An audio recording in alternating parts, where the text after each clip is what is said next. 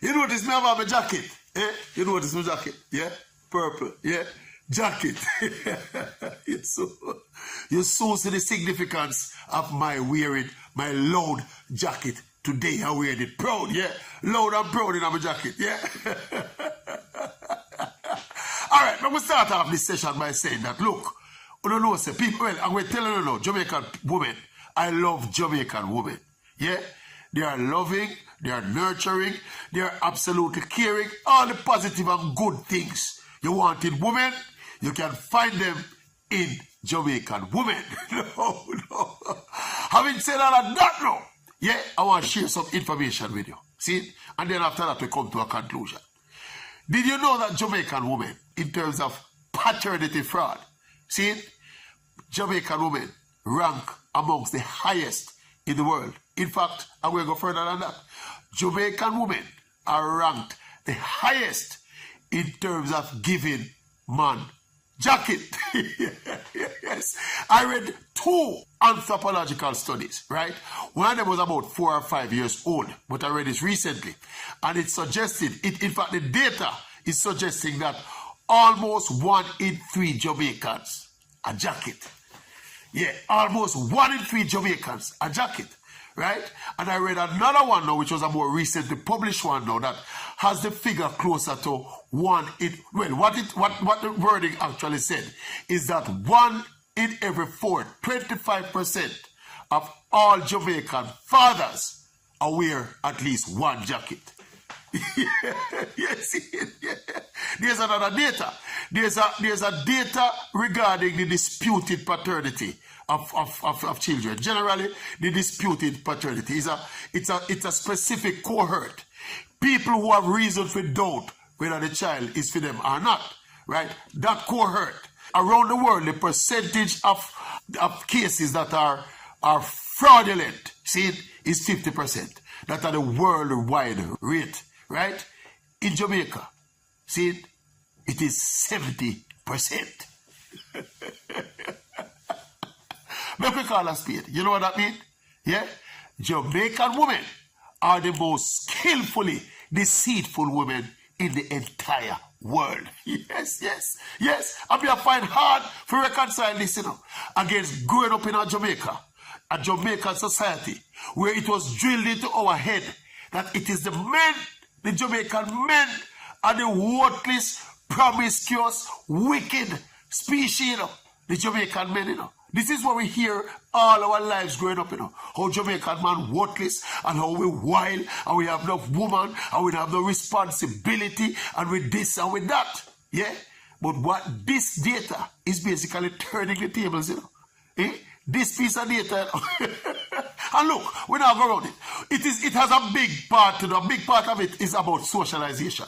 Of course, how we socialize in modern society is that men are treated differently as it relates to promiscuity. Yeah, men almost are taught to celebrate promiscuity as part of them manliness and masculinity and the macho image of you have enough girl and girl in a bungle and that kind of thing. But women on the other hand now are taught to be monogamous and have one partner and be faithful all of their life and all of that.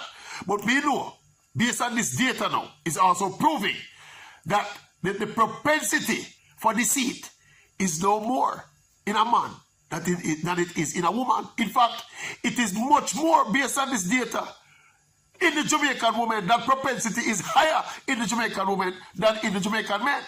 Yeah? So, it's a struggle. And look, this is a conversation that most Jamaican women don't want to have, I brought it up to a couple of my prominent colleagues in the media, kind of trying to, force a discussion, a wider discussion, a national discussion. No, so them sweep it under the carpet, dash it away. Them hear me and them shake them head and them laugh, but the argument dead right there, so. Right there, so. No discussion them want about it. Them close ranks. Yes. And look, it's a serious thing. And look here, we can't go into the reasons for it. I suppose there are sociological reasons and sometimes economic reasons why all of this happened. We can't get into all of that, but I don't think we need to.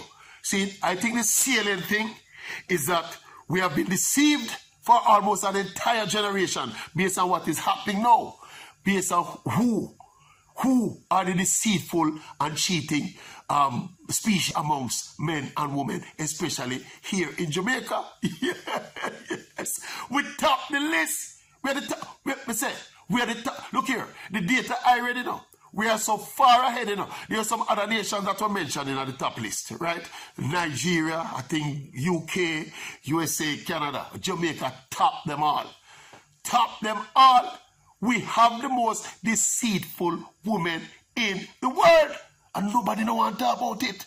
Nobody don't want to talk about it, you know. It is the wickedest thing. Yeah, right now, me I try to reconcile all I've been taught growing up about the Jamaican male species.